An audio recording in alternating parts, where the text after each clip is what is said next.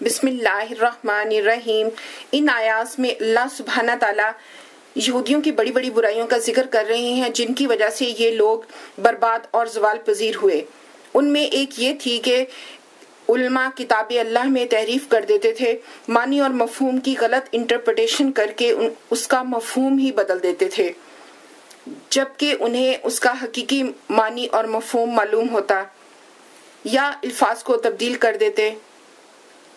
کچھ ناعاقبت اندیش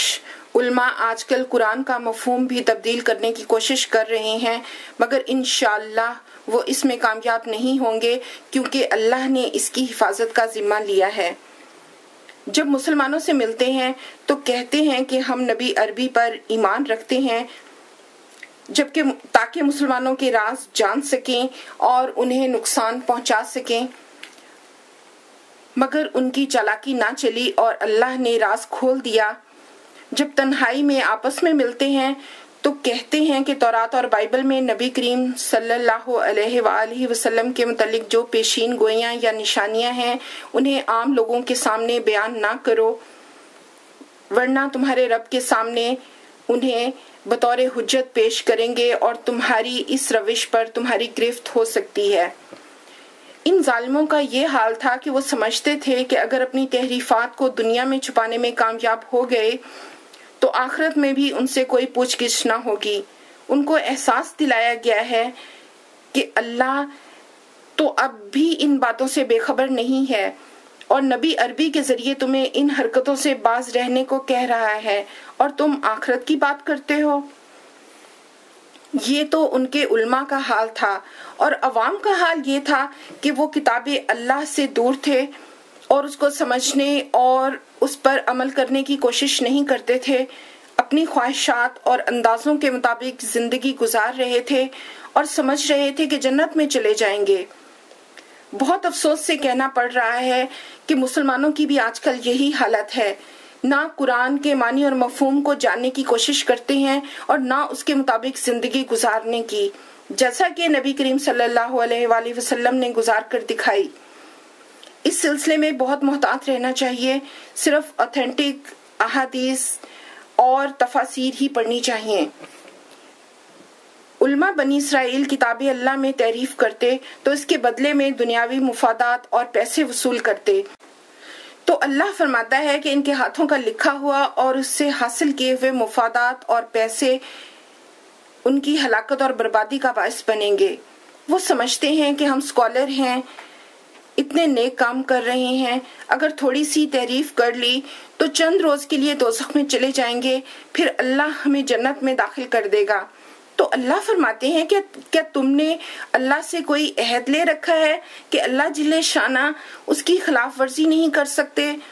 نہیں، بلکہ تم اللہ کے بارے میں ایسی باتیں کہتے ہو کہ جس کا تمہیں علم ہی نہیں کہ وہ اللہ نے کہی ہیں۔ جو لوگ اللہ کی نافرمانی کریں گے، اپنی توبہ اور اصلاح نہیں کریں گے، نافرمانی اور گناہ کی حالت میں ہی دنیا سے چلے گئے، وہ اہل جہنم ہیں اور ہمیشہ جہنم میں رہیں گے۔ اور وہ لوگ جو اللہ اور آخرت پر پکا یقین رکھیں گے، برے کاموں سے بچیں گے اور نیک کام کریں گے، یہ اہل جنت ہیں اور ہمیشہ جنت میں رہیں گے۔ اسی طرح بنی اسرائیل سے بھی یہ عہد لیا گیا تھا کہ صرف اللہ کی عبادت کریں گے اور حقوق اللہ میں عبادت کرنا یہ اللہ کا سب سے بڑا حق ہے جو بندے کو ادا کرنا چاہیے۔ اور والدین سے احسان کرنے سے مراد یہ ہے کہ جتنا اچھا سلوک وہ کرتے ہیں ان سے بڑھ کر اچھا سلوک کرنا،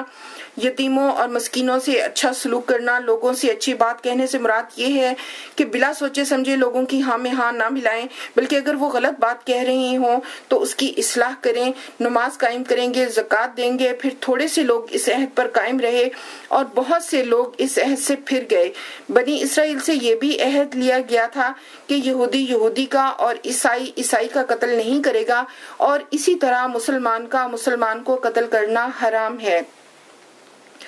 اور ان کے دشمنوں سے جتھا بازی کر کے ان سے جنگ نہیں کریں گے